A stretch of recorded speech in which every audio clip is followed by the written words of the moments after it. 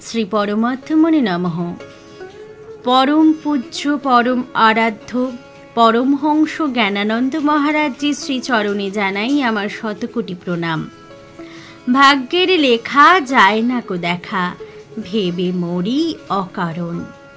ঈশ্বর আমাদের কপালে যা রেখেছেন তা তো হবেই। ঈশ্বরের দয়ায় ঈশ্বরী নামে এক কন্যা সন্তান গরিবের ঘরে জন্ম নিল। বাবা মার বড় আদরের সন্তান। ধীরে ধীরে ঈশ্বরী বড় হয়, বিবাহ যোগ এলে বিয়েও হয়। কিন্তু বিধির বিধান, স্বামী হলেন ব্যাধিতে আক্রান্ত।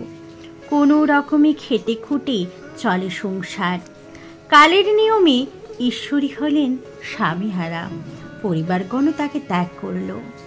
ঈশ্বরের জীবনে নেমে এলো ঘন অন্ধকার। গরিবের ঘরে জন্মই হলো তার জীবনে দেবতার আশীর্বাদ। গুরু কৃপায় ভগবানের প্রতি মতি হলো তার। দুঃখ থাকলেও জীবনে পাবে পরমাগতি। শুরু করছি পরমহংস জ্ঞানানন্দ মহারাজ রচিত গিরিনির্ঝর কাব্যগ্রন্থের অন্তর্গত প্রথম খণ্ডের দীর্ঘই বিভাগের ১৯তম কবিতা ঈশ্বরের দয়ার দান। ঈশ্বরের দয়ার দান বলে তার নাম রাখি ঈশ্বরী। কপালের লেখা যায় না কো দেখা, শেষ জীবনে সে ভিখারি। বড় আদরের সাথে মাতা পিতা পালন পোষণ করে। বিবাহযোগ্যা হলো সে কন্যা, দানিল যোগ্য বরে। খেটে খুঁটে তার কোনো রকমেতে সংসারখানি চলে। পতি আক্রান্ত কঠিন ব্যাধিতে, সারে না ঔষধ খেলে। মৃত্যুর যোগ ছিল যে কপালে, গহন কালের গতি। ঈশ্বরের হলো বৈধব্য যোগ, মারা গেল তার পতি।